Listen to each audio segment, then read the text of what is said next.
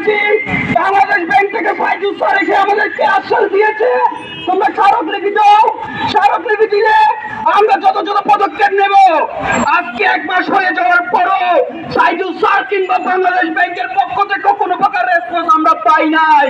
তাইলে আমরা কি ধরে নিব বাংলাদেশ ব্যাংক সাধারণ ছাত্রছাত্রীদের সাথে প্রহসন করেছে? আমরা কি ধরে নিব বাংলাদেশ ব্যাংক এই দুর্নীতিকে আশকারা দিচ্ছে? আমরা কি ধরে নিব বাংলাদেশ ব্যাংক চাই না একটি স্বচ্ছ নিয়োগ পরীক্ষা হোক? সুতরাং আমরা বলে দিচ্ছি, আমরা কঠোর পদক্ষেপে যাব, আমরা দুদকের সামনে যাব, আমরা প্রেস ক্লাবে যাব, আমরা বাংলাদেশ ব্যাংকেরাও করব।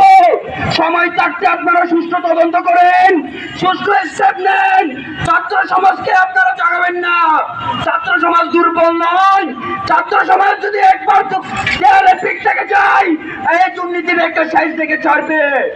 এই পর্যায়ে আমি আমাদের আজকে এই আন্দোলনের অন্যতম সদস্য জান্নাতুল ফেরদৌসকে বক্তব্য রাখার জন্য আহ্বান করছি। আচ্ছা, বক্তব্য রাখবেন তুষার ভাই।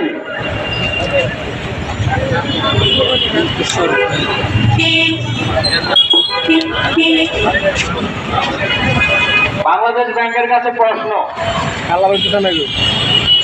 এই যে দেশের শীর্ষ প্রতিষ্ঠান, অর্থনীতির কেন্দ্র, এটা ধরে না, অর্থনীতির কেন্দ্র, এর পরীক্ষা হইল, বাংলাদেশ ব্যাংকের পরীক্ষা হইছে, সেইটা প্রশ্ন আউট হইছে, সেটা নিউজ পেপারে আসছে, এতে কি আপনাদের কিছু যায় আসে না?